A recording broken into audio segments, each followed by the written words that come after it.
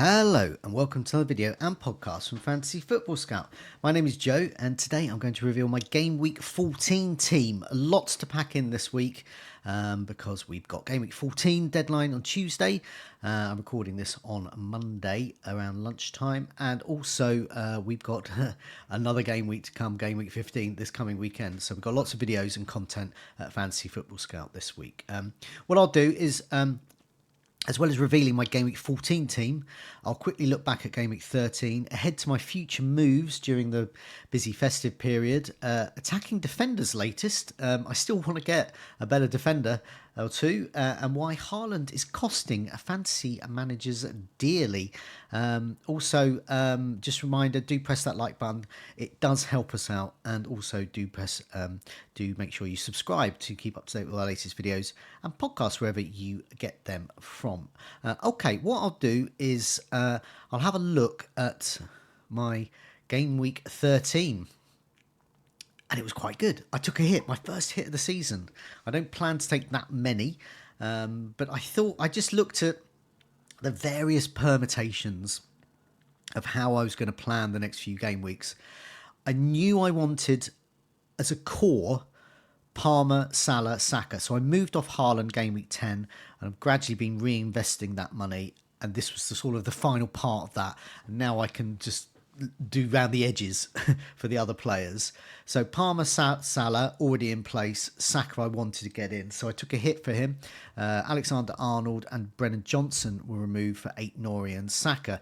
Brennan Johnson actually scored, and Alexander-Arnold got a clean sheet and a couple of bonus, and Brennan Johnson got bonus as well. But with Saka's 18 points, even though Aït-Nouri didn't get anything, it paid for itself. So I've got, for pretty much the same points, a much better team. And it's got the team I want, the structure I want there. So I went into this with Verbruggen rather than Flecken, that part of the IKEA Verbrechen, or whatever you want to call it, combo. Verbruggen won out there. Aït-Nouri, no points.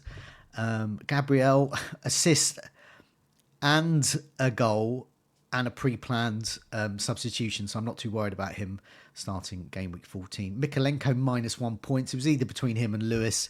That decision cost me 2 points because Lewis only got one, but at the end of the day, -1, still bad.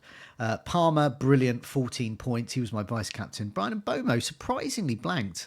Lots of goals. Sade, Visser, did really well, but Bomo just got the blank there. Salah, my captain, inevitable, 26 points. Thank you very much. Saka's 18 points, much more than I thought I was going to get. I thought I was going to get some kind of return, but amazingly. So Palmer, Salah, and Saka. Just look at those double-digit hauls, fantastic. Chris Wood, inevitable again. I saw a lot of people getting rid of Chris Wood for like the likes of Pedro, etc. But I just thought maybe Game Week 14, I could argue it against City, but against Ipswich, nah, Chris Wood's got to stay. Isak annoyingly got subbed off, a hip problem. I don't know the extent of that, but as we discover, I've already taken action there. Kuna, 2 points, blank. A bit annoying, but I can't begrudge him. Kuna's got me a hell of a lot of points since I got him in Game Week 10. Fleckham, 2 points. Rogers, 2 points. Greaves didn't play. Lewis, 1 point on the bench, so got the bench more or less right. So I took a -4, got 82 points. I've gone up to 334k, so I've gone up about 50k. If I hadn't have taken the hit, I'd have gone up probably another 50k on top of that, but I wouldn't have Saka. And the move I made to get Aït-Nouri and Saka in, I would not have been able to do now because they've gone up in price. And I would have totally missed out on that, and I'd have to look elsewhere. Not the end of the world. Okay, here is a very, very small table, just looking basic, real basic, none of this XG palaver, just FPL points, cold, hard points. Most points last 6 game weeks. Salah, I had to double check this, 71. So he's averaging quite a lot each game, 13.2, worth every penny. Kuna's second at 47, so Salah, Kuna in for Haaland, Semenyo, back into Game Week 10 is, as I said, it's the best move I've made in 16 years of playing this, and I stick by that, and it gets better every week. Bruno, those who've stuck with Bruno, Analytics FC, well done, 8.5. and he's got 45 points. Cliver at Bournemouth, because of some of those penalties, 45. Saka, 44 points, 10.3. He's gone up a lot since, well, a lot in the last week or two. Avin Nielsen, 42 points. He's been pretty good. Loads have got him in. Chris Wood, 39 points. Brilliant again for Strand Larson at Wolves. A lot of people going, oh no, why did I get Strand Larson instead of Cunha? Well, he's been doing pretty well as well. 36 points. Not as much as Cunha, but he's only 5.6. Jackson, who, well, I think is second to Isak, so there's a clue as to what move I've made. Jackson at Chelsea, he's on 4 yellows, admittedly, and so's Nori, who I've got in, but more about that a bit later. But yeah, Jackson, he's gone up to 8.1 now, 36 points, pretty strong, considering a lot of these were poor fixtures. Wissa, Brentford's 36 points, 6.1. Palmer, he's 11 million now, 33 points during as like with Jackson, tough fixtures, so expecting him to get more, and already they have been, and they've got Southampton in game week 14, which looks great. And I've added in, there's a big gap, a hell of a big gap, all the way down beyond all the other players I haven't included. On 19 points is Haaland, 15 million, and therein lies the problem. So he's gone down in price, he's still 15 million. For that price, he's got to score a lot. So even if he scores a brace, a hat-trick against Nottingham Forest midweek, it doesn't bother me because I haven't gotten rid of him, because look at all these points all these other players have got. And if you've kept Haaland, there was someone I was having a conversation with on social media, forgive me, I can't remember your name, but they were saying, I don't know, Saka, Palmer, they're killing me each week. I can't find an easy way to get them in. I said, well, if you've got Haaland, there's your way in, and that is the way. Get rid of Haaland and spread that cash, and do it. Well, I would say do it quick. Even though Haaland has got good fixtures from game weeks 18, 19, I don't know whether he's going to improve. I don't know whether Man City are going to improve. Meanwhile, Salah, each 71 points. Even Bruno as well, 45 points, although their fixtures stiffen a little bit. Saka, great fixtures, all those points. Palmer, great fixtures, all those points. These are captainable players as well. So Haaland is costing dear at the moment. Well done if you've been sticking with him. In the time I've gone without him, the first week I went without him, I believe his effective ownership was somewhere around my rank of about 120%. So that's including the captaincy. So he was, it was a big risk going without him. This week, around my rank, it was 33%. In the top 10k, it was 16% ownership. Haaland's ownership does not worry me now, because it doesn't exist around my rank and around the play, the higher rankings that I aspire to get to. So yeah, that's the story there. I just thought I'd put it in cold hard points there. There it is. Okay, as to my next move, so I've already made a move, but I've got problems with my team. So I'll put my team up shortly. I've got problems with my defence. I've got Mikalenko. I've got Greaves, who hasn't gone back into the team yet. I dearly need him, but will Ipswich keep clean sheets? I've got Rico Lewis still. Man City are a problem. Mikalenko, as I said, his fixtures are terrible. And I don't want there. So I'm happy with Gabriel. I'm happy with Nori, because even though Wolves can't keep clean sheets, he is quite attacking still. And so I would, I'm quite keen to keep him in terms of the sort of goal involvement potential there. But I do need to beef those up. Brian and Bomo, ideally, I would like to improve to Bowen or Matoma. Matoma was in the running for my moves this week. I did post that. But that I went for that hit. I just thought, Saka. I've got to get Saka in before it's too late. And by too late, I mean his price just rocketing, and just being unaffordable for me to get to a certain point. Just the move I always put off and never do. So I just thought, I'm going to spend a hit. So Matoma, that would be good. Isak was becoming a slight problem, just with the form of Newcastle, but also with that injury as well. So that's an immediate issue there. So anyway, attacking defenders. So I just wanted to get an idea of who the best attacking sort of defenders were.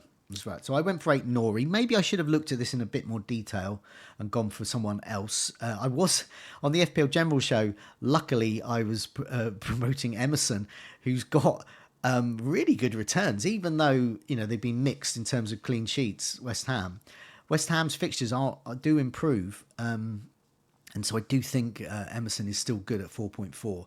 And I'd be tempted to go there if I can make that move this week. But I've already made a move. And so that's a problem with me. So Muniz at 4.7 is the top in terms of minutes per expected goal involvement last 6 game weeks. So it's just last 6 game weeks. Bear with me 1 second. I'm just going to let my dog out, but I'll be back in 1 second. Sorry about that. Muniz, Crystal Palace. So Crystal Palace are intriguing me because we've got Muniz and you've got Mark Gahey, both in amongst the most attacking defenders in the last 6 game weeks. That surprised me. So Munoz is the most attacking of all the defenders. 6 starts, 9 shots inside the box, 8 chances created. He's got a clean sheet, he's got a goal, he's got an assist, so 2 attacking returns.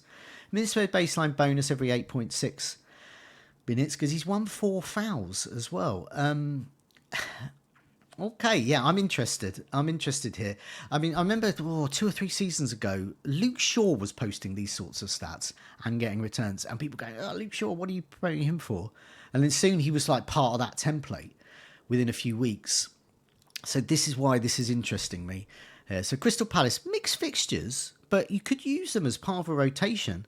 Ipswich coming up next, game week 14. Brilliant. So, God, if I was going to make an attacking defender move, I would just go for Rico. Okay, if I could make that Rico Lewis out move, I would just do that now. Rico Lewis to Munoz, there we go. Crystal Palace then got Man City, game week 15. Then Brighton at game week 16. Because it's a derby of sorts, I'm okay with that. Arsenal game week 17, that's tough. But then Bournemouth, Southampton, Chelsea, that's tough. Leicester, West Ham, Brentford, that right up until game week 23. I think he's a long-term move there, so I'm quite keen there. Emerson, 4.4. He has got a couple of shots inside the box, created 4 chances, got a goal and an assist, and he's taken 12 corners. This is why I quite like him. Gusto, I'm just not sure about Gusto with Chelsea, about the starts as well. I think they've got, with fixture congestion, we've seen that you can move the team around. I like him at 4.9. But with no goals and assists, 4 chances created, 4 shots inside the box, he's got potential. But I think I would prefer Munoz or Emerson. Gvardiol still knocking around. It's just Man City in general. I don't like the look of them at the moment. 6.2. He's sort of ready to go. But also, who's dropped this week?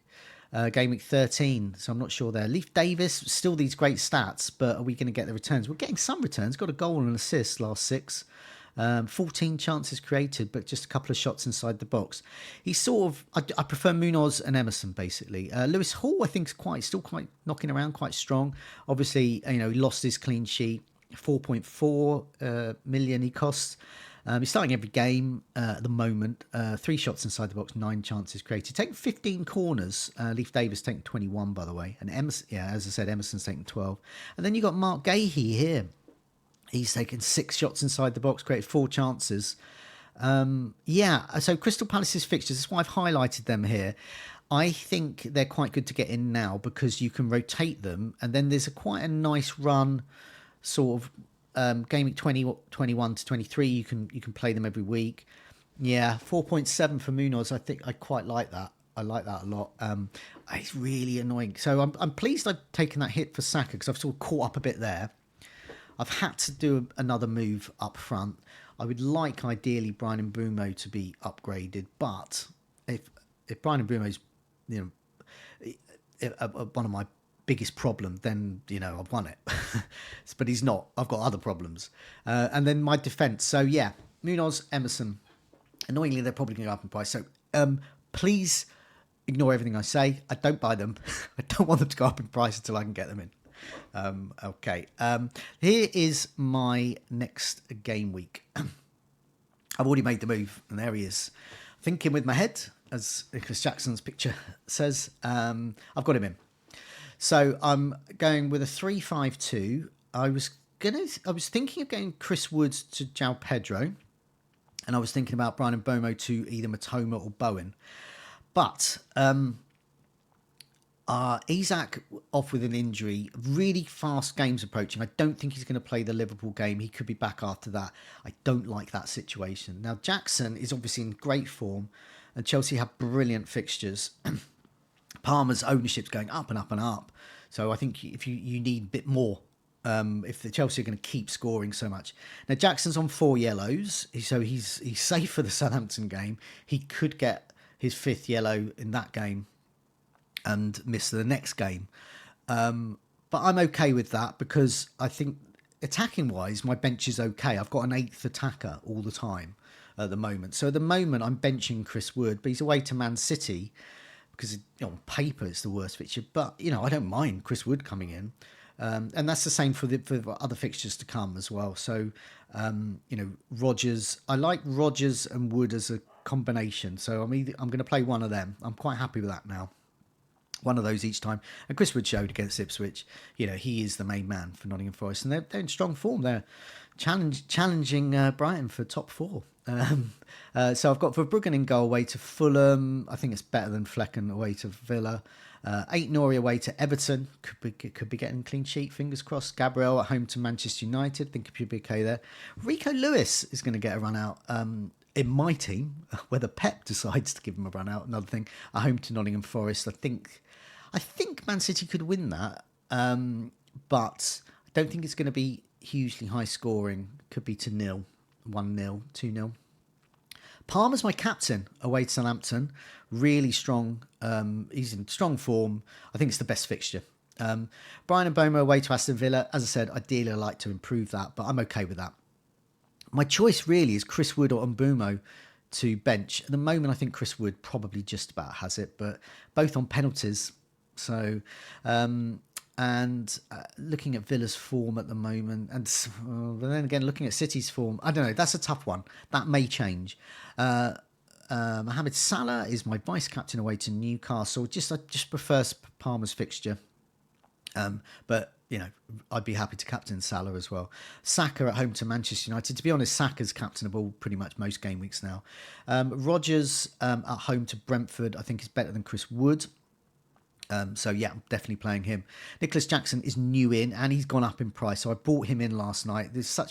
I don't like to do that in general, but I knew he was going up in price and I knew I've got 0.1 in the bank.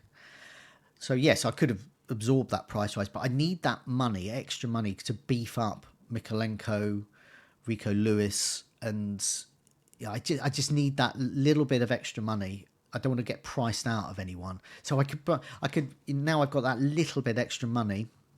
Greaves can go up as well to another player because I don't know whether he's going to get back in the team. I've got Cunha away to Everton, so hopefully returns there. Flecken on the bench, Greaves on the bench, Mikalenko last on my bench, and Chris Woods there with, as I said, he could come in. So I've already made that move there. On game week 15, well, let's have a look at the fixtures. So these are the fixtures, and as usual, I put my notes at the top there. Game week 14, Isak injured, Jackson in. I've already done that move, so that's what I was thinking of, and that's what there. So at some point, game weeks 15, 16, and 17, at some point over that period, I would like to improve either one of or both of Mikalenko and Lewis to a better defender.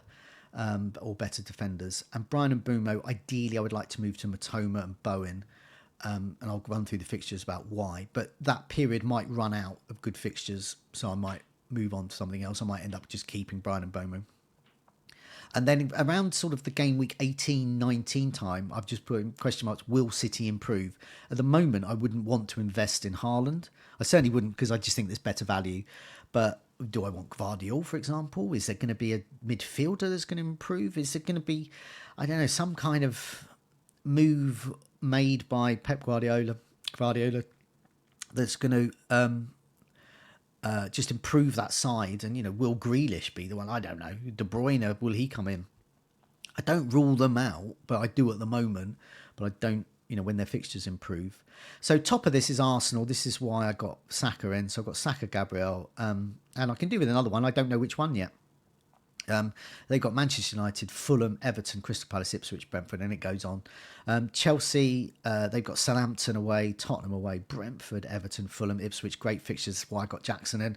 Wolves, this is why I went for 8 Nori as well. Everton, West Ham, Ipswich, Leicester, Manchester United, and Tottenham. Great fixtures. Man City, pretty okay fixtures. Nottingham Forest, Crystal Palace, Manchester United, Aston Villa, Everton, and Leicester. Particularly that Everton-Leicester combo, but Nottingham Forest, Crystal Palace, Manchester United, Aston Villa. Well, you would look at that and think, oh, City could win that, but you would have thought that against Feyenoord, you would have thought that against Brighton, and the list goes on. And Brighton themselves are next. They're Fulham, Leicester, brilliant, Crystal Palace, Derby, West Ham, Brentford, Aston Villa. Good run of fixtures there. So Pedro, still thinking about getting Pedro in at some point, and also Matoma. I've already got Verbruggen. Bournemouth, yeah, I mean, so many cheap assets there. Get them in. Tottenham, Ipswich, West Ham, Manchester United, Crystal Palace and Fulham there. And West Ham themselves, that's why I was thinking about Emerson and Bowen. Leicester, Wolves, Bournemouth, Brighton, Southampton. Then they've got a tough game week 19, Liverpool. So their sort of good runs out. So this is the time to get West Ham in, annoyingly. And I can't do that at the moment. So I'd recommend that move. Essentially. Meanwhile, at the bottom, Everton, poor fixtures, very poor fixtures. Brentford's mixed bag. Leicester, poor. Fulham, poor fixtures. That's annoying. Otherwise, Anthony Robinson would be on my radar. Manchester United, their fixtures stiffen now.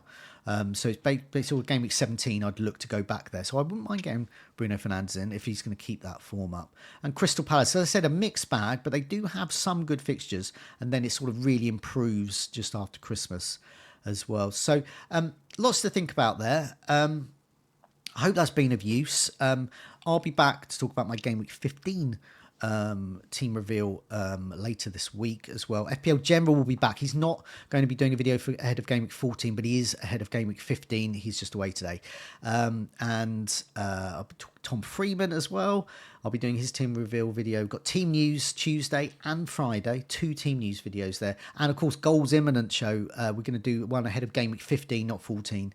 And that'll be myself and Mark Joblin in there. So lots going on. And that's just me. There's a whole bunch of other stuff. Scoutcast, Deadline Dilemmas, Burning Questions, all of those types of videos and podcasts all taking place this week. Do subscribe. Do press that like button. Helps us out. Cheers. Thanks a lot for your time. Good luck with the game week, especially if you've got the players I've got. But also a little bit of luck if you've got players I haven't got. But not too much. Take care. See you soon.